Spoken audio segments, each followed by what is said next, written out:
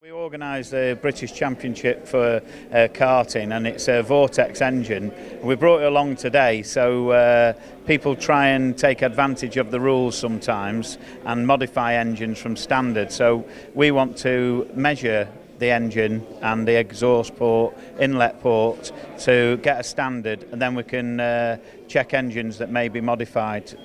So how has today been going for you so far? Have you ever been to an event such as this in the past? No, I've not really been to an event like this, and obviously it's opened our eyes of what accuracy we can get to and how efficient it is to measure the equipment. And you've not used LK Metrology in the past. Do you think after today this will be on the top of your shopping list?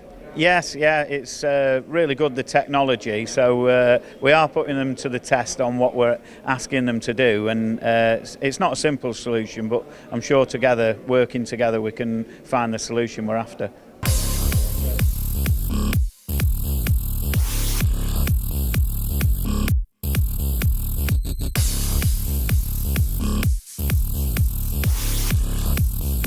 We are now in the manufacturing facility where effectively inspection is checking inspection. Now you've been doing a bit of research, Lindsay. Now how thick is your hair? My hair, I'd normally say it's pretty thick, but no, individually it's about 40 to 80 microns. Now from the research you've done, how accurate can these CMMs measure to? Just sub 3 microns. It's really interesting because they push 90 psi bar of pressure, of air actually going through here, and what that's doing is checking for vibrations, and it's making sure that this is a very, very accurate machine.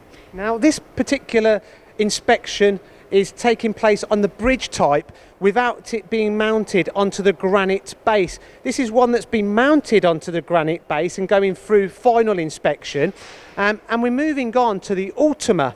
Now, this really illustrates the size from the Altera S to the Ultima, really illustrates the range of products that LK manufacture. Why do they have granite as the base there, Gio? They have granite bases because it's firmly stable, and they also have ceramic beams across the head, across the bridge construction, and again because it's firmly stable and it's lighter so it can move faster. What you're seeing there is actually calibrated using a gauge block, and all their machines are calibrated to UCAS standard. They've got very, very strict standards. At the end of the day, they need to inspect their equipment and they've got to get it absolutely spot on. Anyway, enough of all of this. I think we've learned loads now. Don't forget, later on in the show, Joe is going to be doing a cycle time challenge.